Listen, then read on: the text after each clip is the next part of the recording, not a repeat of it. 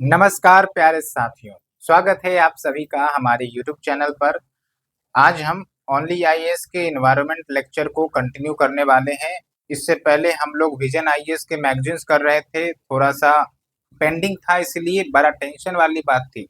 इसलिए अब चूंकि वो सब खत्म हो गई है, तो अब से पूरा जो एनवायरनमेंट का सीरीज है वो चलेगा लगातार, ताकि जल्द से जल्द इसे कंप्लीट किया जाए।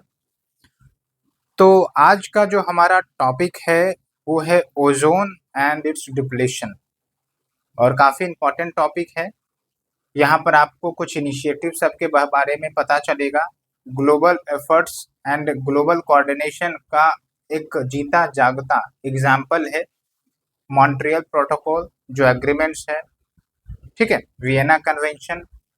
तो ये सब एग्जाम्पल्स आप इंटरनेशनल रिलेशन में यूज कर सकते हैं, इसलिए इसको हम होलिस्टिक डायमेंशन में देखेंगे और समझने का कोशिश करेंगे। इससे पहले हमने जो भी क्लाइमेट चेंज से रिलेटेड मुद्दे थे उसको डिस्कस किया था।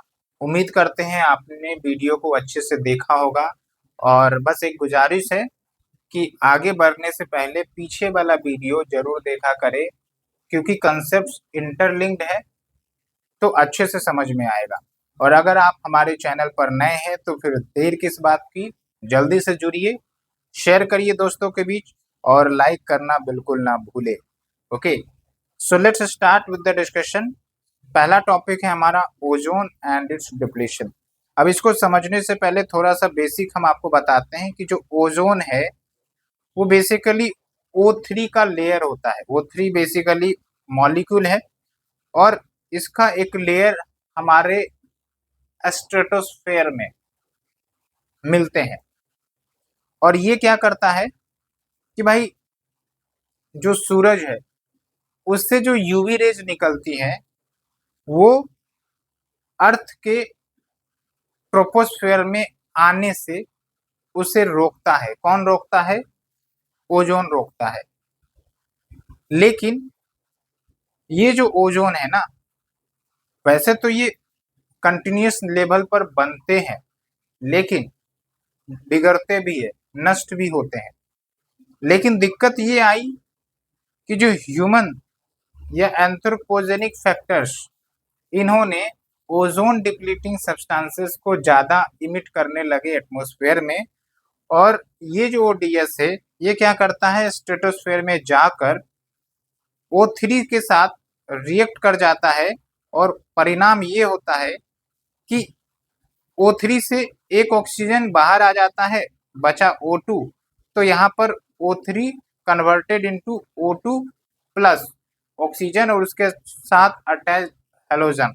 It can be ClO, it can be bromine O, ऐसे करके हो जाता है। तो क्या हो गया यहाँ पर, आपने देखा कि O3 डिस्ट्रक्ट हो गया। तो ऐसा नहीं है कि डिस्ट्रक्शन नहीं होता है, डिस्ट्रक्शन और कंस्ट्रक्शन दोनों होता है, बट यहाँ पर रेट ऑफ डिस्ट्रक्शन काफी ज्यादा हो गया था because of the ODS substances, because of the impact of ODS substances. इसलिए दिक्कत आई थी 1985 में। पहली बार ओजोन डिप्लीशन के बारे में पता चला था अंटार्कटिका के रीजन में, है ना। और एक क्वेश्चन हम आपसे पूछते हैं, अगर आपको थोड़ा सा भी बेसिक नॉलेज पता होगा, कि आखिरकार अंटार्कटिका में ओजोन डिप्लीशन क्यों इतना ज्यादा विजिबल होता है? इक्वेटोरियल रीजन या ट्रोपोस्फेरिक रीजन, इक्वेटोरियल रीजन तो है, साथ के साथ सब ट्रॉपिकल रीजन, इन सब में उतना ज्यादा विजिबल क्यों नहीं होता है? तो थोड़ा सा आप हमें जरूर इस पर रिसर्च करके बताएं, कमेंट करें, तब हम समझेंगे कि हाँ, आपको बेसिक नॉलेज पता है। तो ये हमने देखा। और एक बात और मैं आपको बताता हूँ कि जो ओजोन लेयर है ना, एक तो आपका एटमॉस्फेयर में, मतलब स्ट्रेटोस्फेयर में बनता है। दूसरा आपका जो O3 है ये आपका ट्रोपोस्फेयर में भी देखने को मिल जाता है। और ये जो ट्रोपोस्फेयर में O3 बनता है ये पॉल्यूटेंट है, यानी कि हमारे हेल्थ के लिए नुकसानदेह है, नुकसान पहुंचाता है। शरीर में इंटर करने के बाद कुछ केमिकल रिएक्शंस कर जाता है, जिसके कारण हेल्थ पर निगेटिव इम्पैक्ट पड़ सकता है। इसलिए जो ग्राउंड ओजोन है ठीक है, या ट्रोपोस्फेरिक ओजोन हो, उसको हम बैड ओजोन भी कहते हैं। बैड मतलब खराब, जो सही नहीं है, प्लांट्स के लिए भी सही नहीं है। प्लांट्स अगर O3 के इम्पैक्ट में आता है तो फिर दिक्कत क्या होगी, जो पत्ते हैं वो हो सकता है उसमें कुछ बीमारी आ जाए, हो सकता है येलोइश हो जाए, तो इसके कारण फोटोसिंथेसिस में भी दिक्कत आ सकता है। तो ये सब प्रॉब्लम है and we will be discussing one by one. Okay, एक और फैक्ट आप ध्यान रखेंगे, जब 1985 में ये पता चला था कि ओजोन डिप्लीशन हो रहा है अंटार्कटिक रीजन में, तब से लेकर अभी तक लगभग 50% ओजोन वहां का डिमिनिश हो गया है। आप देखिए, since it was first widely recognized in 1985। तो ये ध्यान रखेंगे, ये इंपॉर्टेंट फैक्ट है। ओके, उसके बाद हम चलते हैं कि क्या कुछ मैकेनिज्म है फॉर द ओजोन डिप्लीशन। वैसे तो हमने डिस्कस कर दिया है, तो बार बार हमें डिस्कस करने की जरूरत नहीं है। अब एक इंपॉर्टेंट पॉइंट ध्यान रखेंगे कि कुछ ओजोन डिप्लीटिंग सब्सटेंसेस कौन कौन है, वो ओजोन डिप्लीटिंग सब्सटेंसेस। एक तो आपका HCFC है, हाइड्रोक्लोरोफ्लोरोकार्बन, फिर है आपका क्लोरोफ्लोरोकार्बन, फिर है आपका हेलोन्स, उसके बाद CCl4, और भी बहुत सारे केमिकल्स होते हैं, लेकिन ये जो इंपॉर्टेंट केमिकल्स हैं हम इसके बारे में चर्चा कर रहे हैं। ये प्रीलिम्स के लिए इंपॉर्टेंट होगा आपका, ठीक है। तो इतना डिस्कस करने के बाद अब चलते हैं इन्वायरमेंटल इफेक्ट्स क्या होता है। देखिए, इन्वायरमेंटल इफेक्ट्स है तभी तो ऐसे प्रॉब्लम को हम एड्रेस करने में जुटे हुए हैं। काफी खतरनाक इम्पैक्ट हो सकता है। इससे पहले हम एक क्वेश्चन आपसे पूछते हैं कि मान लीजिए कि आज जो हमारा स्ट्रेटोस्फेयर ओजोन है, कल को यह स्ट्रेटोस्फेरिक ओजोन बिल्कुल खत्म हो, या फिर कल्पना कीजिए एक ऐसे प्लेनेट की जहां पर स्ट्रेटोस्फेरिक ओजोन है ही नहीं, तो क्या लाइफ वहां पर सरवाइव हो सकती है क्या? थोड़ा सा अच्छे से ध्यान दीजिए, सरवाइव हो सकती है क्या? ओके, और जो आपके यूवी रेज सन से इमिट होते हैं उसके कैटेगराइजेशन होते हैं, सब कैटेगराइजेशन। एक तो आपका यूवी रेज ए है, यूवी रेज बी है, यूवी रेज सी है। ए मतलब मान लीजिए अच्छा, जो कि गुड होता है, और बी मतलब बुरा, जो कि सही नहीं होता है। सी मतलब खतरनाक, यानी कि बी से भी खतरनाक सी है आपका। तो ये ध्यान रखें। तो एक तो आपका ये हो गया कि अगर यूवी रेज का पेनिट्रेशन बढ़ता है due to the depletion of ozone, तो इसके कारण health effects like skin cancer, eye disease, immune system suppression, ये सब हो सकते हैं। ये सब कीवर्ड है, याद रखना है आपको, और ब्रॉडर कीवर्ड के अंतर्गत आप इसे डालेंगे हेल्थ इम्पैक्ट के अंतर्गत, ठीक है। दूसरा आपका प्लांट के लेवल पर होगा। प्लांट के लेवल पर क्या हो सकता है, प्लांट का जो ग्रोथ है, डेवलपमेंट है, उसको इम्पैक्ट करेगा। एक्वेटिक सिस्टम को इम्पैक्ट कर सकता है। मान के चलिए कुछ एक्वेटिक स्पीसीज ऐसे हैं जो यूवी रेज उनके लिए खतरा है, तो भाई वो एक्सटिंक्ट हो जाएंगे, क्योंकि यूवी रेज तो वाटर के अंदर भी पेनिट्रेट हो जाता है ना। तो फिर it can also damage the marine species and plant के लिए खतरनाक तो है ही। तो यहाँ तक उम्मीद करते हैं अच्छे से समझ में आया होगा। एक और इम्पोर्टेंट बात है, it also degrades synthetic materials reducing their life span. हालांकि ये पॉजिटिव एस्पेक्ट भी हो सकता है, क्योंकि जो प्लास्टिक्स है या फिर अदर सिंथेटिक मटेरियल्स है वो जनरली डिग्रेड नहीं होते हैं, ठीक है। या तो उसको बर्न करके फिर इमिशन करो भाई खूब ज्यादा, लेकिन यूवी रेज जब ऐसे प्रोडक्ट्स पर पड़ता है तो फिर जल्दी डिग्रेड हो जाते हैं। तो फिर यहाँ से सवाल आपके मन में आना चाहिए कि भाई अगर ऐसी बात है तो क्यों ना हम यूवी रेज का इस्तेमाल करके प्लास्टिक को डिग्रेड कर दें। तो ठीक है, सवाल आपके अंतर्गत आया होगा, हम समझते हैं। लेकिन दिक्कत क्या आती है, दिक्कत आती है कॉस्ट की, कि ज्यादा कॉस्ट आ जाएगा ना, क्योंकि ये यूवी रेज को प्रोड्यूस करना ही कॉस्टली प्रोसेस है। सन के तरफ से तो यूवी रेज ब्लॉक हो जा रही है ओजोन में, लेकिन यहाँ पर हम प्रोड्यूस करेंगे, खर्च होगा, एनर्जी यूज करना पड़ेगा, वो एनर्जी आएगा आपका फॉसिल फ्यूल से, तो फिर उसके कारण जीएचजी इमिशन बढ़ जाएंगे। तो सब कुछ इंटरलिंक्ड है। ओके, तो ये हमने देखा। अब बात करते हैं कि जब ये समस्या आई थी ओजोन डिप्लीशन की, आइडेंटिफाई हुआ था, तो उसी समय ये प्रयास किए गए इंटरनेशनल देशों के द्वारा, इंटरनेशनल लीडर्स के द्वारा, कि आइए एक साथ मिलिए और इस गंभीर समस्या का समाधान करिए। और ये काफी बड़ा सक्सेस अचीवमेंट है, जहां पर अंतर्राष्ट्रीय देशों ने, अंतर्राष्ट्रीय लीडर्स ने एक साथ आकर इस समस्या का समाधान करने का एकजुट प्रयास किया था, और इसमें सफल भी हुए काफी हद तक। ओके, तो जैसे आप देखिए, एक तो वियना कन्वेंशन आया था, अच्छे से ध्यान रखना है प्रीलिम्स के लिए। वियना कन्वेंशन 1985 जो पूरा फ्रेमवर्क प्रोवाइड करता है कि कैसे ओजोन को प्रोटेक्शन किया जाएगा। और वियना कन्वेंशन तो चले कन्वेंशन था, लेकिन क्या टारगेट्स होंगे, कब तक हमें ओजोन डिप्लीटिंग सब्सटेंसेस को इंड करना है, ये आपका मॉनिट्रियल प्रोटोकॉल में बताया गया था। मॉनिट्रियल प्रोटोकॉल 1987 में आपका आया था, और इसमें आपका फेज आउट ऑफ ओडीएस, यानी कि जो ओजोन डिप्लीटिंग सब्सटेंसेस है उसको फेज आउट किया जाए, उसको यूज से हटाया जाए। ओके, ये था आपका मॉनिट्रियल प्रोटोकॉल। लेकिन उसके बाद आपका amendment to the Montreal protocol भी आया। इसमें क्या था कि एक आध ऐसा गैस था जो भले ही ओडीएस नहीं है, लेकिन ग्रीन हाउस पोटेंशियल उसका ज्यादा है, इसीलिए उसको या उसके इस्तेमाल को कम करने का बात amendment to the Montreal protocol में कहा गया था। उस केमिकल का नाम हमें याद नहीं आ रहा है, अगर आपको याद है, अगर आप अवेयर हैं उस केमिकल के बारे में, तो थोड़ा सा आप हमें कमेंट सेक्शन में जरूर बताएं।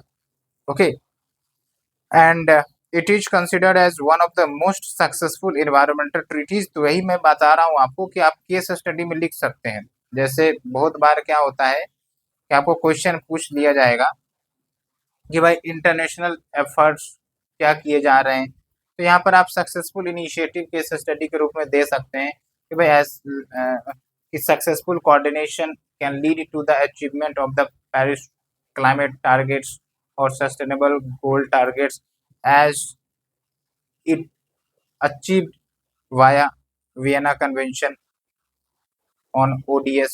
ठीक है, तो ऐसे करके आप लिंक करिएगा तो अच्छा लगेगा। उसके बाद देखिए इंडिया का क्या रोल रहा है।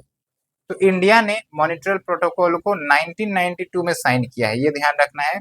और उसके बाद से बहुत सारे ओडीएस गैसेस को फेज आउट भी किया है अहेड ऑफ द शेड्यूल, यानी कि शेड्यूल डेट से पहले। और आप देखिए ये जो आपका ODS regulation and control amendment rule 2019 आया था, इन्होंने HCFC 141B के इंपोर्ट पर बैन लगा दिया गया था, यानी कि इनके यूजेज को इंडिया में रेस्ट्रिक्ट कर दिया गया। ओके, तो ये एक अच्छा successful initiative from India side. उसके बाद इंडिया ने प्रयास किया है कि जो आपके HCFCs हैं, ठीक है, इसका फेज रिडक्शन किया जाएगा। शायद जो केमिकल का नाम हम आपको बता रहे थे वो HCFCs ही है, क्योंकि HCFCs क्या है आपका कि जो ओडीएस है, ओजोन डिप्लीटिंग सब्सटेंसेस, सॉरी अभी हमने चेक किया, वैसे ये जो HCFC है ना, ये आपका ओडीएस भी है। और खास बात ये है ना कि इसकी जो ग्रीन हाउस पोटेंशियल है वो काफी ज्यादा है, इसलिए इसका फेज रिडक्शन पर बात चलता है। ठीक है, ये आप ध्यान रखेंगे, इसलिए मैंने चेक करके आपको बता दिया, फॉल्स इन्फॉर्मेशन नहीं बताना चाहिए। ओके, इसलिए ये जरूरी है कि हम जब आपको पढ़ा रहे हैं तो थोड़ा सा वेरीफाइड इन्फॉर्मेशन करके ही आपको दे, इसलिए मैंने डाउट भी रेज किया था। तो चलिए अब हम आगे चलते हैं। International effort to combat climate change की क्या क्या प्रयास चल रहे हैं। एक तो आपका नेशनल एफर्ट हम देख रहे हैं, और फिर हम एक इंटरनेशनल एफर्ट देख रहे हैं। ठीक है, तो इंटरनेशनल एफर्ट में क्या चल रहा है, कार्बन बॉर्डर एडजस्टमेंट मैकेनिज्म।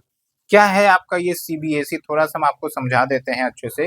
ये बेसिकली यूरोपियन यूनियन का इनिशिएटिव है, इसके अंतर्गत क्या है कि मान लीजिए कोई प्रोडक्ट यूरोप के कंट्री में इंपोर्ट होता है, लेकिन वो जो प्रोडक्ट बनाया गया है, जो प्रोड्यूस हुआ है, वो काफी ज्यादा इन्वायरमेंटल अनसस्टेनेबल है।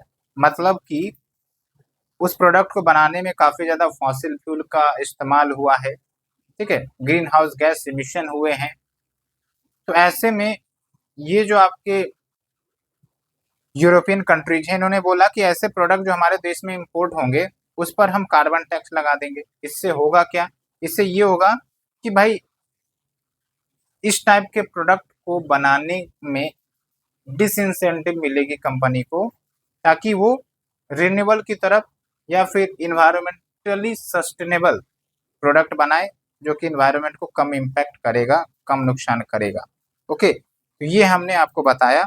उसके बाद देखिए carbon capture and utilisation storage. इसमें क्या है कि जो आपके थर्मल पावर प्लांट्स है या कंपनीज है जहां पर ये ग्रीन हाउस गैस इमिशन होते हैं, तो इस प्रोसेस के अंतर्गत क्या होगा कि भाई इमिशन को एटमॉस्फेयर में निकलने ही ना दो, निकलने से पहले कैप्चर कर लो। तो उस तरीकों को हम कहते हैं carbon capture utilisation and storage.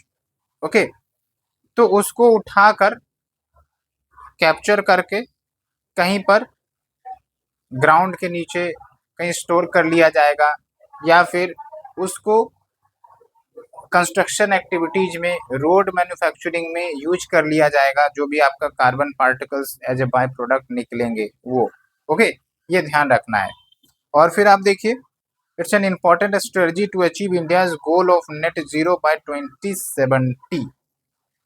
उसके बाद क्लाइमेट टिपिंग पॉइंट्स, हालांकि इस पॉइंट का यहाँ पर कोई यूज नहीं है, मैं आपको वैसे समझा देता हूँ क्लाइमेट टिपिंग पॉइंट्स क्या होते हैं। तो बेसिकली आप समझेंगे कि कोई भी वस्तु है, चाहे लिविंग हो या फिर नॉन लिविंग हो, उसकी एक थ्रेशोल्ड कैपेसिटी होती है बर्दाश्त करने की। अगर उससे ज़्यादा स्ट्रेस या फोर्स हम अप्लाई करते हैं तो वो टूट जाएगा। ऐसी चीज़ें होती है कि नहीं। उसी प्रकार से आप समझिए कि जो हमारा नेचर है, और उस नेचर में, इन्वायरमेंट में एक लेवल तक ग्रीन हाउस गैस इमिशन वो बर्दाश्त करेगा। अगर वो थ्रेशोल्ड लिमिट एक्सीड कर गया तो फिर नेचर अपना भयावह प्रकोप दिखाएगी। कैसे दिखाएगी, मान के चलिए कि एक्सट्रीम हम इमिशन करने लगे, जो कि धीरे धीरे दिख भी रहा है।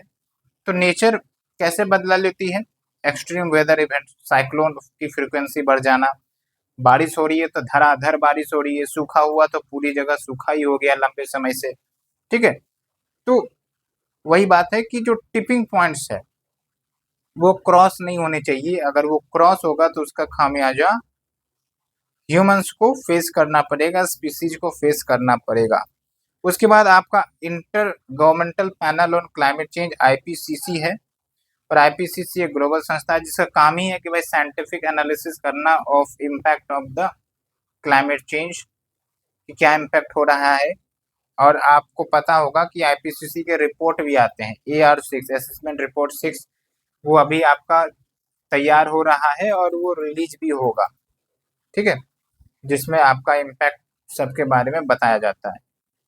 उसके बाद देखिए आपका United nation framework convention on climate change, और ये UNFCCC 1992 का जो UN रियो दे जेनेरियो कॉन्फ्रेंस हुआ था, वहीं से आपका ये निकला है। UNFCCC, UNCBD, UNCCD, ये सब वहीं से निकला है।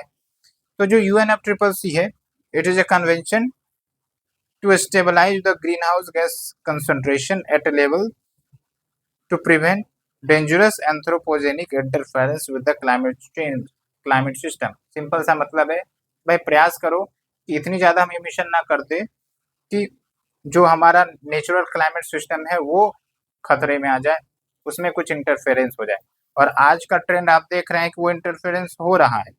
इतनी ज़्यादा इमिशंस हम कर रहे हैं, उसका खामियाजा एक्सट्रीम वेदर इवेंट सब के रूप में हमें दिख रहा है, और सी लेवल राइज के रूप में दिख रहा है। ओके, और ये जो आप कॉन्फ्रेंस ऑफ पार्टीज देखते हैं, कॉन्फ्रेंस ऑफ पार्टीज 28, 29 यहाँ हो रहा है, वहाँ हो रहा है, ये बेसिकली UNFCCC के जो सिग्नेटरीज हैं उसी के मेंबर्स हैं। मेंबर्स हर साल बैठते हैं, डिस्कस करते हैं कि क्या आप अचीव कर रहे हैं, है ना। बहुत सारे टारगेट्स, सबका रिव्यू होता है। तो वो आपका यूएन का मतलब UNFCCC का कॉन्फ्रेंस ऑफ पार्टी होता है, ठीक है, मतलब मीटिंग सिंपल सेंस में। और हर कॉन्फ्रेंस ऑफ पार्टी में कुछ ना कुछ इनिशिएटिव लॉन्च होता है। COP28 में भी बहुत सारे इनिशिएटिव लॉन्च हुए हैं और यूपीएससी इस पर अच्छे से ध्यान रखती है, क्वेश्चन भी पूछ लेती है। डायरेक्ट आपका मेंस में क्वेश्चन आ जाता है कि भाई क्या आउटकम्स हुए हैं।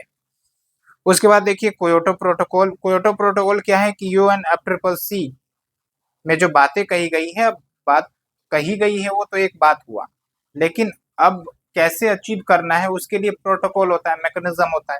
इसीलिए वो क्योटो प्रोटोकॉल आया था। क्योटो प्रोटोकॉल GHG मिशन को कम करने के लिए टारगेट दिए गए थे डेवलप्ड कंट्रीज को, हालांकि ये हासिल नहीं हुआ था, ठीक है। तो उसके बाद क्योटो प्रोटोकॉल के बाद दूसरा प्रोटोकॉल आता है। उसके बाद आप देखिए पेरिस एग्रीमेंट।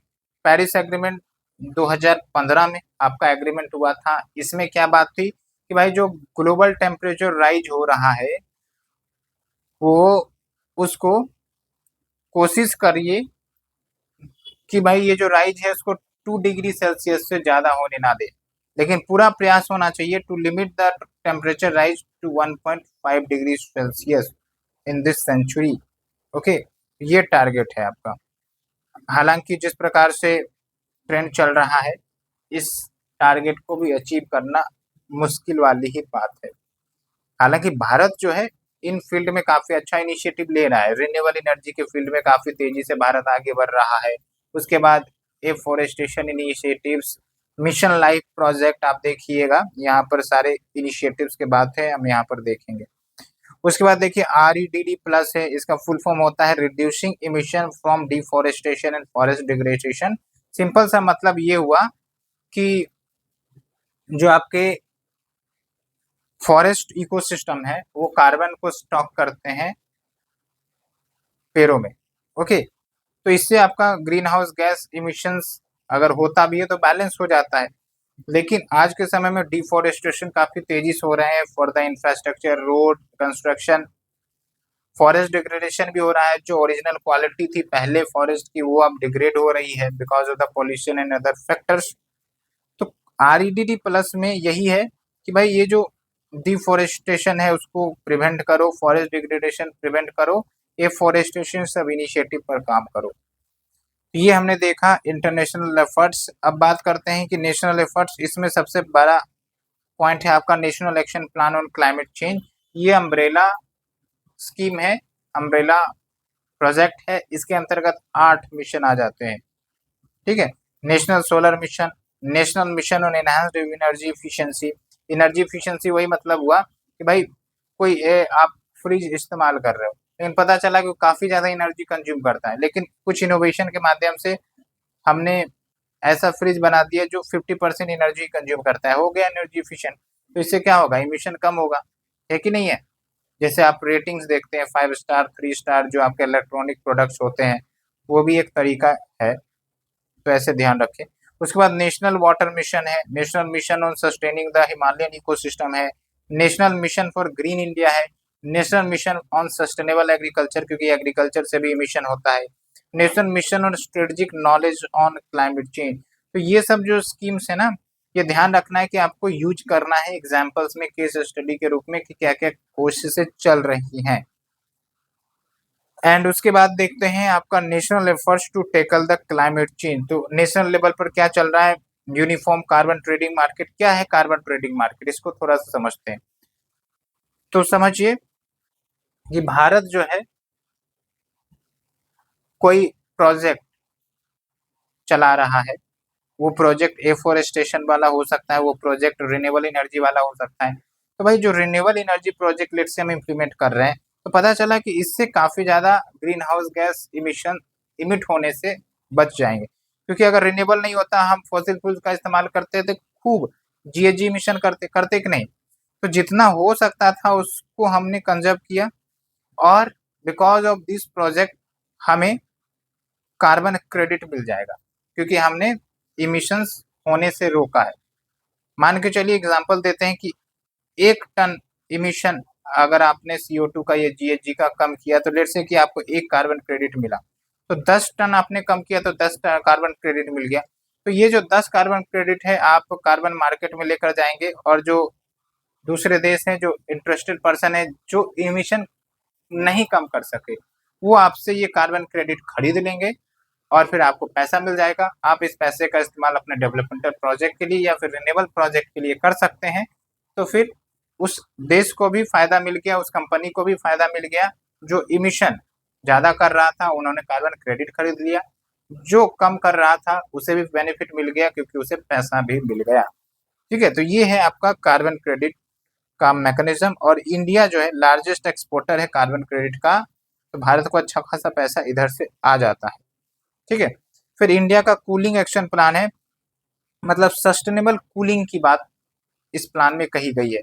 अब थोड़ा सा आप समझिए कि भारत जो है ट्रॉपिकल क्लाइमेट में लाई करता है। गर्मी का समय आता है तो आप देखते हैं कि कितनी ज्यादा गर्मी लगती है, AC कूलर फ्रिज ये सब का इस्तेमाल बड़ा तेज होने लगता है, जो इलेक्ट्रिसिटी की डिमांड है काफी ज्यादा बढ़ जाती है। तो इससे क्या होता है, पीछे से अगर आप देखेंगे तो फॉसिल फ्यूल कोयले जल रहे हैं, इलेक्ट्रिसिटी प्रोड्यूस हो रही है क्योंकि अभी सबसे ज्यादा शेयर तो कोयले का ही है इन the energy mix. Okay, fossil fuel का ही है। तो होना ये चाहिए कि ये सब जो कूलिंग प्रोडक्ट्स हैं, AC है, रेफ्रिजरेटर है, तो इनमें इफिशियंसी लाया जाए और इससे आपका इमिशन कम हो सकता है। ये कुछ बातें हैं। ठीक है, उसके बाद देखिए national action plan on climate change, ये हमने देख ही लिया है, ये 2008 में वैसे लॉन्च किया गया था। उसके बाद मिशन लाइफ, तो जो मिशन लाइफ है, लाइफ का मतलब है लाइफस्टाइल फॉर एनवायरनमेंट, ये प्रधानमंत्री मोदी ने लॉन्च किया था। और इसके अंतर्गत क्या है कि जो हमारे लाइफ स्टाइल्स है ना, उस लाइफ स्टाइल में कुछ परिवर्तन किए जाएं ताकि हमारा लाइफ स्टाइल भी इन्वायरमेंट फ्रेंडली हो जाए। एग्जाम्पल हम आपको बताते हैं कि जैसे आप घर से बाहर निकले तो आपने रूम वूम लॉक कर दिया, लेकिन पता चला कि लाइट जली हुई है। दिन में भी आप लाइट जला कर रखते डिस्पाइट कि आपके पास बाहर की रोशनी अच्छी खासी आती है, पंखा चला के छोड़ दिया आपने, मोबाइल चार्जर प्लग लगा के छोड़ दिया आपने। तो ये छोटी छोटी चीजें हैं, लेकिन आप समझिए कि सब 140 घरों में, मतलब 140 करोड़ जनसंख्याओं के साथ ये समस्या हो रहा होगा ओवरऑल। तो ये एक एक करके बड़ी समस्या बन जाती है। अगर ऐसे आप इलेक्ट्रिसिटी बचाएंगे तो इनडायरेक्टली आप फॉसिल फ्यूल के इमिशंस को भी कम कर रहे हैं। ओके, तो ये ध्यान आप याद रखिए। उसके बाद इंडिया का पंच अमृत प्लेज है। पंच अमृत मतलब भारत 5 टारगेट्स रखा था conference of parties of UNFCCC में, जो अचीव करना चाहता है। कब कॉन्फ्रेंस में, तो COP26 जो है ना, कहाँ पर हुआ था COP26, ये जरूर आप हमें बताएं। तो यहीं पर भारत ने पंच अमृत का टारगेट रखा था, जिसमें एक है कि भाई जो इमिशंस है, GHG इमिशंस, उसको 1 बिलियन टन ऑफ CO2 से कम करना है। उसके बाद reduce India's economy emission intensity bye 45%। उसके बाद non fossil fuel energy capacity 500 gigawatt, यानी कि जो एनर्जी प्रोड्यूस करने की क्षमता है हमारी नॉन फॉसिल फ्यूल से, उसकी कैपेसिटी 500 गीगावाट करने का टारगेट है 230 तक। अभी कितना पहुंच गया है भारत, ये थोड़ा सा आप हमें जरूर बताएं कमेंट सेक्शन में। उसके बाद देखिए मिशन लाइफ के अंतर्गत क्या क्या आ जाते हैं, ये तो वैसे हमने डिस्कस कर ही लिया है।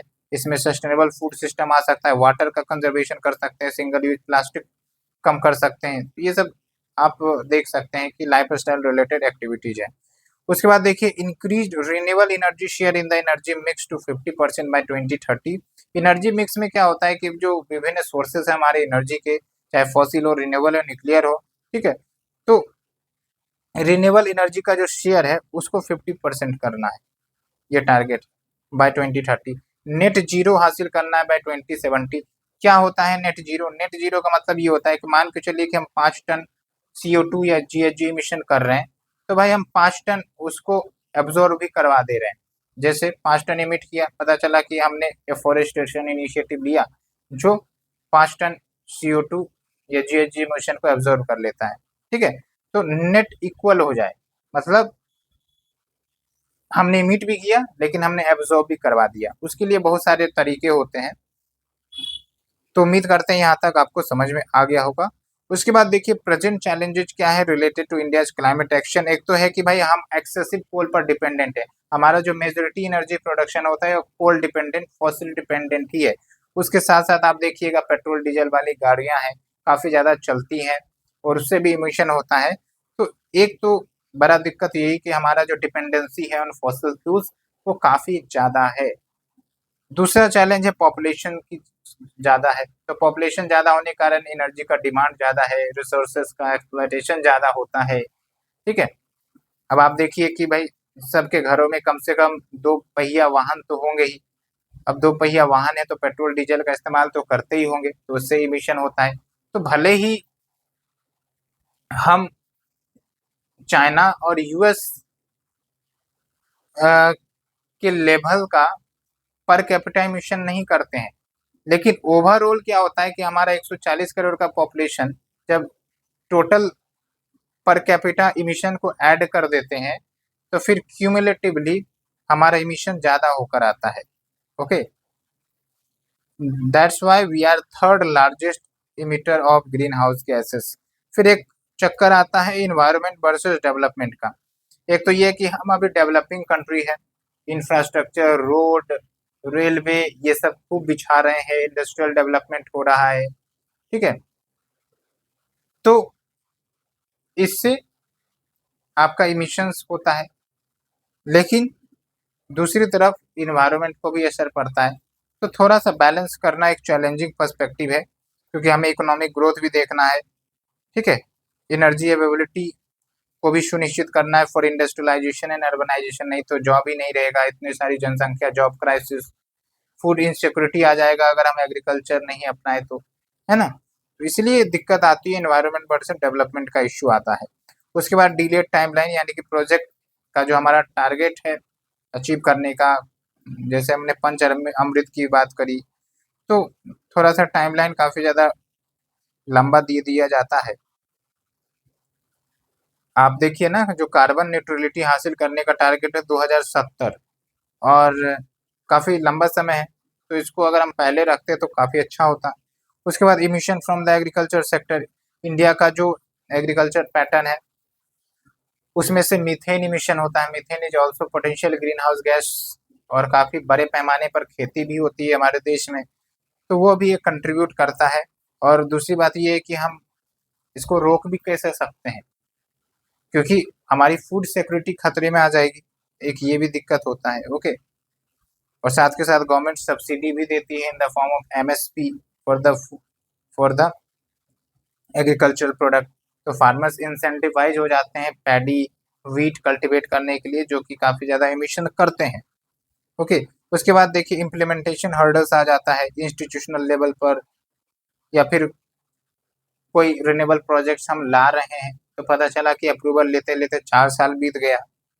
फाइनेंशियल कांस्टेंट हो जाता है, पैसे की दिक्कत, टेक्निकल एक्सपर्टीज नहीं, और फ्रीक्वेंट चेंजेस इन इनोवेशन। यानी कि आप समझिए कि लेट्स से कि हम सोलर प्लेट ला रहे हैं, तो कल को उससे भी ज़्यादा एफिशिएंट सोलर प्लेट आ जाता है, तो काफ़ी ज़्यादा तेज़ी से टेक्नोलॉजिकल चेंजेस हो जाती हैं, जो कि एडॉप्टेशन में चैलेंजेस पैदा करती हैं।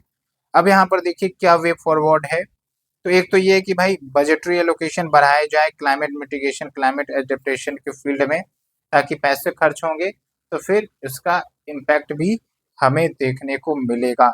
उसके बाद कोलैबोरेटिव मिटिगेशन स्ट्रेटजी, और इसका मैंने आपको बताया था कि ये समस्या एक देश की है नहीं, तो विभिन्न देश एक साथ आए और फिर तरीके से उनके जो बेस्ट प्रैक्टिसेस है, उनकी जो बेस्ट टेक्नोलॉजी है वो साझा किया जाए, ताकि डेवलपिंग कंट्रीज भी इस रास्ते में आगे बढ़े। दूसरी बात यहाँ पर है कि स्टेट लेवल पर भी कोऑर्डिनेशन होना चाहिए, क्योंकि अब भारत जो है वो अचीव करेगा टारगेट को, लेकिन यहाँ पर आप समझिए कि जब तक स्टेट उसमें साथ नहीं देगा तो मुश्किल है अचीव करना, क्योंकि सारा जो खेल खेलना है वो स्टेट में ही खेलना है।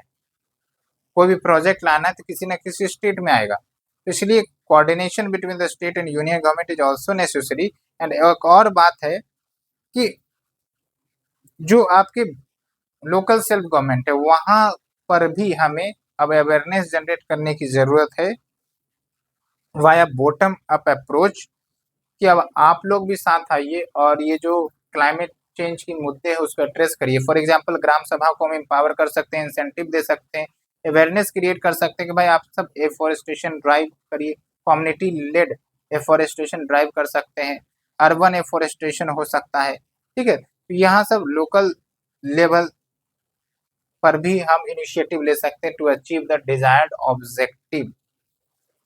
उसके बाद देखिए रोबस्ट क्लाइमेट चेंज एडेप्टेशन, उसके लिए ई मोबिलिटी को प्रमोट किया जा रहा है, एनर्जी कंजर्वेशन बिल्डिंग कोड है और भी है। उसके बाद अर्ली वार्निंग सिस्टम सेटअप किए जाने चाहिए ताकि अगर कोई natural disaster extreme weather event होते हैं तो हम अलर्ट कर दें, जो कि इनिशिएटिव लिए भी गए हैं। उसके बाद आप देख सकते हैं यहाँ पर awareness generation at all the level, people के लेवल पर, जो आपके ग्राम सभा है या फिर ब्लॉक पंचायत है, जिला परिषद है, अवेयरनेस हर जगह पर होनी चाहिए, क्योंकि ये कोई एक व्यक्ति की समस्या नहीं है, ये पूरे देश और दुनिया की समस्या है और इसमें अवेयरनेस एक महत्वपूर्ण रोल प्ले करेगा। उसके बाद प्राइवेट पार्टिसिपेशन को इनकरेज किया जाए, कॉन्स्टिट्यूशनल बॉडी, ये अच्छा पॉइंट है। यानी कि जैसे आप देखते हैं बहुत सारे कमीशंस होते हैं जो कॉन्स्टिट्यूशनल होते हैं, तो कॉन्स्टिट्यूशन का मतलब ये हुआ कि काफी ज्यादा पावरफुल बॉडी होगा, तो क्यों ना national commission on climate change create कर दिए जाए एज ए कॉन्स्टिट्यूशनल बॉडी, जो कि आपका क्लाइमेट चेंज के मुद्दे पर ही पूरा केंद्रित रहेगा और क्लाइमेट चेंज से रिलेटेड मुद्दे को समाधान, इनोवेशन, क्रिएटिविटी, आइडियाज कैसे ठीक करना है, कैसे कम करना है मिशन को, वो सब किए जा सकते हैं और इनके जो रिकमेंडेशन होने चाहिए वो बिना कोई ठोस कारण के नकारे नहीं जाने चाहिए, आप ऐसे भी समझिए। तो कंक्लूड करें तो आप ये देखिए कि भाई sustainable growth depends on effective and efficient timely climate action, time समय रहे, इसलिए जो डॉट्स है उसको कनेक्ट करने की जरूरत है, यानी कि जो हियर एंड देयर सॉल्यूशन है उसको इंटीग्रेट करिए, कनेक्टिंग द डॉट, ताकि समस्याएं का समाधान होलिस्टिक वे में हो और हम लोग इस ग्लोबल कंसर्न्स को टैकल कर सके। ओके, तो यहाँ पर हुआ। अब आप देखिए जो आपका आईपीसीसी का 6th असेसमेंट रिपोर्ट है उसके बारे में थोड़ा सा चर्चा कर लेते हैं। इसमें बस आपको ध्यान ये रखना है कुछ कुछ इंपॉर्टेंट पॉइंट्स जो हम आप बताएंगे, जो आप मेंस आंसर राइटिंग में यूज करेंगे।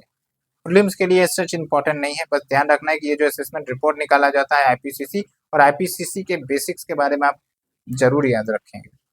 तो आप देखिए एक तो है अनप्रेसिडेंटेड क्लाइमेट वार्मिंग, यानी कि ह्यूमन इंड्यूस ग्लोबल वार्मिंग।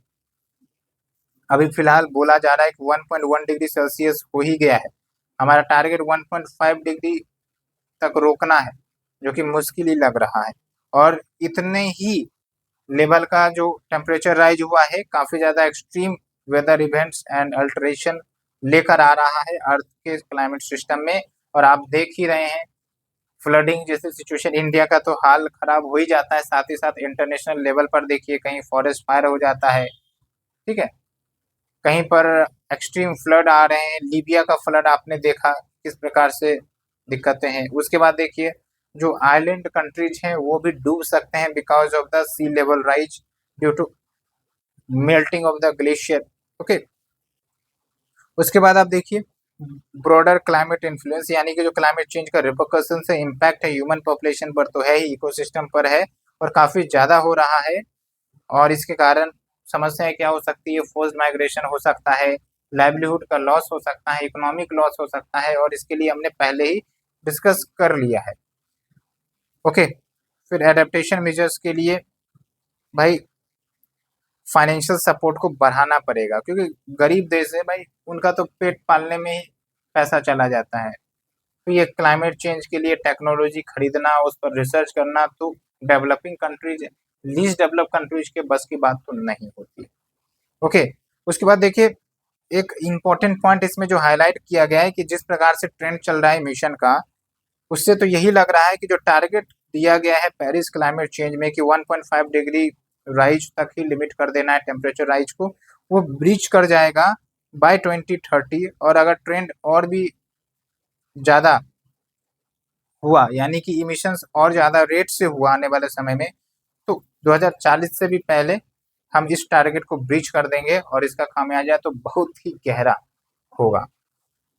बाकी एक है कंसेप्ट माल एडेप्टेशन। एक होता है एडेप्टेशन मतलब changing the situation, we are changing ourselves. जैसे क्लाइमेट चेंज एक सच्चाई बन गई है और इसके कारण काफ़ी ज़्यादा एक्सट्रीम टेम्परेचर हमें देखने को मिलता है गर्मियों में। तो उसका एक एडेप्टेशन क्या है कि भाई एसी या फिर कूलर खरीद लो, ये सब एक एडेप्टेशन तरीका है। लेकिन एक होता है माल एडेप्टेशन। माल एडेप्टेशन मतलब हम एडेप्टेशन कर रहे हैं लेकिन वो क्लाइमेट चेंज के इम्पैक्ट को कम नहीं बल्कि और ज़्यादा बढ़ा रहा है ना। तो चेंजेज इन द नेचुरल और the human system that heighten the vulnerability to climate change.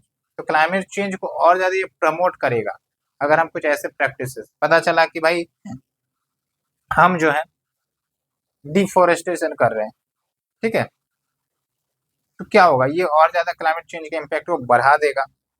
ये सब कुछ बातें हैं। अब आते हैं नेक्स्ट टॉपिक और मेरे ख्याल से ये लास्ट होगा आज के लिए। उसके बाद हम फिर नेक्स्ट लेक्चर में आगे के टॉपिक को देखेंगे, ठीक है। तो अगर आपको यहाँ तक लेक्चर अच्छा लग रहा है, समझ में आ रहा है एक एक पॉइंट, तो आपसे गुजारिश है फ्रेंड्स कि आप हमारे यूट्यूब के मेंबरशिप को ज्वाइन कर सकते हैं ताकि हमें भी फाइनेंशियल हेल्प मिल जाए। प्लस हमारा जो यूपीआई आईडी है, आप हमारे यूपीआई आईडी पर भी पैसे भेज सकते हैं, जो भी आपका मन करे। हमारा यूपीआई आईडी है, आप लिख सकते हैं manish.raj7530@OKICICI। तो यहाँ पर आप हमें भेज सकते हैं। तो चलिए अब आगे चलते हैं 28th कॉन्फ्रेंस ऑफ पार्टीज। जो मैंने आपको बताया कि UNFCCC के अंतर्गत एक प्रोविजन होता है कि जो मेंबर नेशन है, जो सिग्नेटरी कंट्रीज है, वो बेसिकली इन कॉन्फ्रेंस में हिस्सा लेते हैं, डिस्कस करते हैं कि भाई क्या चल रहा है, क्लाइमेट चेंज को कम करने के लिए क्या एक्शन लिए जाए, क्या कुछ नए टारगेट दिए जाए। ये सब आपको कॉन्फ्रेंस ऑफ पार्टीज में डिस्कस होता है और हर साल ये होता है और डिफरेंट लोकेशन पर होता है। क्या इंडिया में कभी कॉन्फ्रेंस ऑफ पार्टीज हुई है UNFCCC की? आप हमें जरूर बताएं, अगर हुई है तो कब हुई है, ये आपका प्रीलिम्स का एक क्वेश्चन बन सकता है। तो देखिए जो COP28 है ये दुबई UAE में कन्वीन हुआ था और बहुत सारे देशों ने पार्टिसिपेट किया और इसमें जो आउटकम निकला, it was a mix of success and setbacks. कुछ बातों पर एग्रीमेंट हुई, कुछ बातों पर नहीं, कुछ देश राजी हुए, कुछ देश नहीं, तो मिक्स था। तो क्या क्या कुछ चीजें निकल कर आई, एक तो ये है कि इमिशन मिटिगेशन टारगेट, यानी कि कॉन्फ्रेंस में ये बोला गया कि भाई ये जो आप टारगेट लेकर चल रहे हैं ये उतनी ज़्यादा सफिशिएंट नहीं है कि हासिल कर सके हमारे गोल्स को, पेरिस क्लाइमेट के गोल्स को। इसलिए एम्बिशियस इमिशन रिडक्शन टारगेट्स लाइए ताकि हम तेजी से इन टारगेट्स को अचीव कर सके, नहीं तो ये बस शो पीस होगा, दिखाने लायक होगा, दिखाने के लिए होगा, जो एक्चुअल में अचीव नहीं होगा। उसके बाद phase down versus phase out का डिबेट चला था। इंडिया वैसे तो फेज डाउन की बात कर रहा था, India and developing country of the fossil fuels, जबकि डेवलप्ड नेशन बोल रहे थे कि इसको फेज आउट ही कर दो, यानी कोल है भाई कोल को फेज आउट ही कर दो। फेज आउट मतलब खत्म, इसको यूज ही मत करो, रिन्यूएबल एनर्जी और अदर अल्टरनेटिव यूज करो। ये भारत जो है भाई, भारत या डेवलपिंग कंट्रीज, उनका तो डेवलपमेंट भी एक प्रायोरिटी है ना, जॉब देना एक प्रायोरिटी है, एनर्जी सिक्योरिटी एक प्रायोरिटी है। कहाँ से भी पैसा लाएगा कि भारत के हर कोने कोने में सोलर प्लेट और एनर्जी आ जाए, ठीक है। तो इसीलिए भारत जो है फेज डाउन को सपोर्ट किया था और जो डेवलप नेशन है वो फेज आउट को सपोर्ट किया था। उसके बाद क्लाइमेट फाइनेंस का मुद्दा फिर से लौट आया। क्लाइमेट फाइनेंस में क्या था कि बेसिकली जो पेरिस एग्रीमेंट है ना, उसमें एक एग्रीमेंट किया गया था कि जो डेवलपिंग कंट्रीज है उनको हर साल पैसे दिए जाएंगे ताकि वो अडॉप्ट कर सके वेरियस टेक्नोलॉजी को to deal with the climate change. लेकिन वो पैसे बस बोल के रह गए, दिया नहीं गया डेवलप कंट्रीज के द्वारा।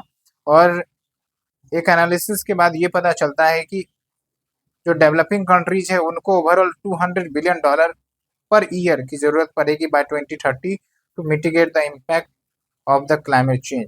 उसके बाद इंडस्ट्री लेड सॉल्यूशन, कि भाई जो इंडस्ट्रीज नए नए आ रहे हैं या जो भी पुराने इंडस्ट्रीज है वो ट्रांजिशन करे towards the cleaner fuel, to the cleaner process that is environment friendly, to reduce their carbon footprints. Carbon footprint अच्छा कीवर्ड है, ध्यान रखना है आपको। उसके बाद देखिए लो कार्बन इनोवेशन की तरफ हम आगे बढ़े ताकि कार्बन एमिशन कम से कम हो और डिफरेंट सेक्टर्स में हम लो कार्बन एमिशन को एक्सपेरिमेंट कर सकते हैं। उसके बाद पेरिस एग्रीमेंट का जो आर्टिकल है उसको ऑपरेशनलाइज किया जाए। उसके बाद आप देखिए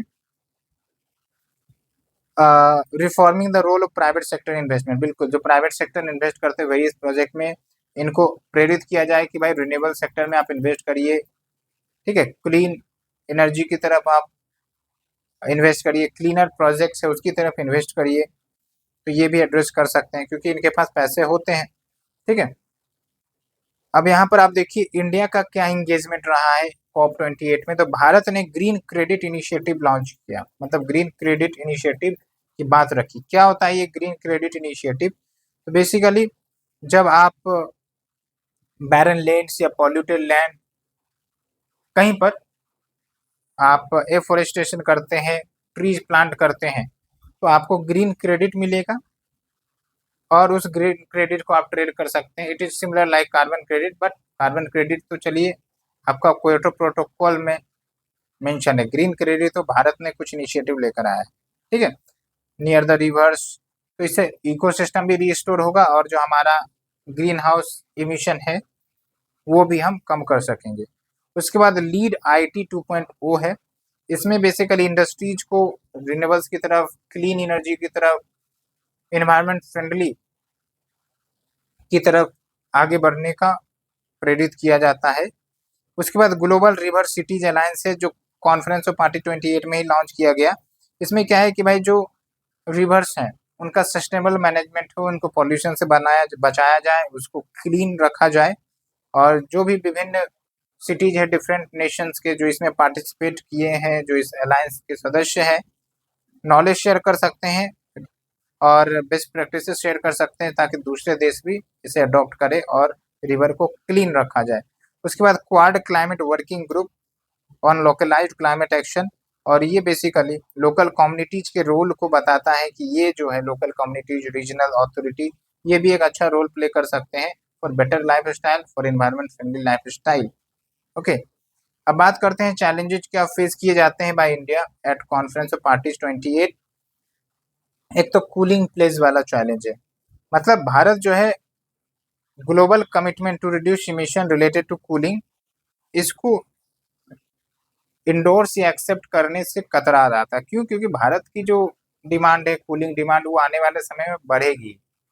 एसी फ्रिज इन सब की डिमांड बढ़ेगी जिस प्रकार से जो गर्मी कर रही है, और आने वाले समय में हीट इम्पैक्ट ज़्यादा ही हो सकता है, ठीक है। तो इसमें बेसिकली टारगेट दिया गया था, इसलिए भारत ने इसको एक्सेप्ट नहीं किया।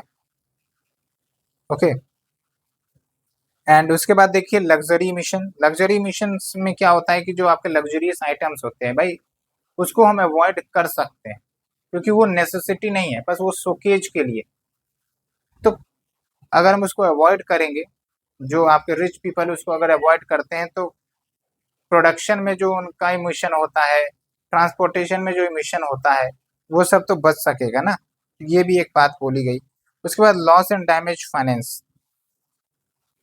लॉस एंड डैमेज फाइनेंस का मतलब ये हुआ, पहले तो आप लॉस एंड डैमेज को समझिए। Loss and damage is an event जहां पर कोई डिजास्टर आता है और उसका इम्पैक्ट इतना ज़्यादा कि उससे हम कुछ रिकवर नहीं कर सकते। जैसे कोई इंफ्रास्ट्रक्चर है, वो डिजास्टर के दौरान टूट गया, अब उसको रिकवर नहीं कर सकते। कोई आइलैंड है, वो डूब गया, उसको रिकवर नहीं कर सकते, ठीक है। तो भाई रिकवर नहीं कर सकते तो जो नुकसान हुआ उसके लिए हमें फाइनेंस दो, क्योंकि भाई डेवलप्ड नेशन ने ही ये सब इमिशन किया है हिस्टोरिकल पास्ट में, तो उन्हें कहीं ना कहीं हमें सपोर्ट करने की जरूरत है, डेवलपिंग कंट्रीज को सपोर्ट करने की जरूरत है। तो इसीलिए ये बात आई थी लॉस एंड डैमेज फाइनेंस को लेकर। और इसमें ये पता चला कि इंडिया जो है एक्सट्रीम वेदर इवेंट हर साल फेस करता है, मतलब हर साल नहीं, almost every other day in the first 9 month of this year. इसलिए इंडिया जो है लॉस एंड डैमेज फाइनेंस आकर्षित करने का प्रयास कर रहा है फ्रॉम द डेवलप कंट्री, लेकिन ये फाइनेंस जो है ना डेवलप कंट्री देते नहीं है। उसके बाद coal dependence and fossil fuel out, India का रिलायंस काफ़ी ज़्यादा है, डिपेंडेंसी काफ़ी ज़्यादा है फॉसिल फ्यूल के माध्यम से एनर्जी को जनरेट करने का, और ये कहीं ना कहीं कॉन्फ्लिक्ट में आ जाता है with the India's emphasis on energy security, क्योंकि एक तरफ फेज आउट की बात कर रहे हैं और एक तरफ हमारा डिपेंडेंसी ज़्यादा है because of the energy security crisis. उसके बाद एग्रीकल्चरल इमिशन से भी हम ज़्यादा करते हैं। आप देखिए 15% of the India's annual emission वो आपका एग्रीकल्चर सेक्टर से होता है। तो ये भी आपका एक चैलेंज है कि क्यों हमारे देश में इमिशंस को कंट्रोल करना एक बड़ा चैलेंज है। अब यहाँ पर देखिए कुछ कुछ अच्छे इनिशिएटिव्स के नाम दिए गए और हम चाहते हैं कि आप जरूर याद रखें इस चार्ट को। CO2 रिडक्शंस के लिए क्या किया गया है, तो NDC टारगेट्स है, नेशनली डिटरमाइंड कंट्रीब्यूशन टारगेट्स, जिसमें बताया जाता है कि भाई हम क्या टारगेट्स लेकर चल रहे हैं to reduce the CO2 emissions. तो भारत के NDC आप ध्यान रखेंगे, ओके। उसके बाद इलेक्ट्रिसिटी एंड एनर्जी सिस्टम्स के लिए रिन्यूएबल परचेज ऑब्लिगेशंस है, ग्रीन एनर्जी कॉरिडोर्स पर हम फोकस कर रहे हैं, न्यूक्लियर कैपेसिटी को हम बूस्ट करने का प्रयास कर रहे हैं, ठीक है। इथेनॉल ब्लेंडिंग की तरफ हम आगे बढ़ रहे हैं। तो ट्रांसपोर्ट सिस्टम में क्या है, इंडियन रेलवेज ने डिसाइड किया है कि भाई हमारा जो इंडियन रेलवे है वो नेट जीरो एमिशन की तरफ आगे बढ़े बाय 2030, ओके। उसके बाद PM गति शक्ति स्कीम है। उसके बाद देखिए हैबिटेट के लिए क्या है, नेशनल बिल्डिंग कोड है कि भाई ये जो बिल्डिंग कोड इसमें क्या होता है कि जो बिल्डिंग है वो हीट एफिशिएंट हो, ठीक है, एनर्जी एफिशिएंट हो, ये सब बातें होती है। फिर national mission on sustainable habitat, extended producer responsibility. फिर एनर्जी एफिशिएंसी के लिए क्या है, national mission for enhanced energy efficiency, ठीक है। उसके बाद देखिए ग्रीनिंग एफर्ट्स के लिए क्या है, initiative by NHAI national highway authority of India के भाई रोड के आसपास हम ग्रीनरी लगा दें। इंडियन रेलवेज भी ये इनिशिएटिव ले रहा है, ओके। तो यहाँ तक हमने पूरा अच्छे से देखा, उम्मीद करते हैं कि आपको एक एक पॉइंट अच्छे से समझ में आया होगा। अब फ्रेंड्स अगला लेक्चर हम नेक्स्ट डे करेंगे, तब तक आप अच्छे से पढ़िए, फोकस तरीके से पढ़िए और कंसेप्ट को लिंक करिए, एक दूसरे का कंसेप्ट जुड़ा हुआ है। और जो हमने आंसर राइटिंग का इनिशिएटिव डाला है, आप देखिए कि टॉपर्स कैसे आंसर लिखते हैं और आप वहां से बहुत कुछ सीख सकते हैं, इसलिए don't forget to watch that lecture. Thank you friends, we will meet again for the next sort of section. और अगर आपको वीडियो पसंद आ रही है तो लाइक शेयर सब्सक्राइब करना बिल्कुल ना भूले। Thank you very much.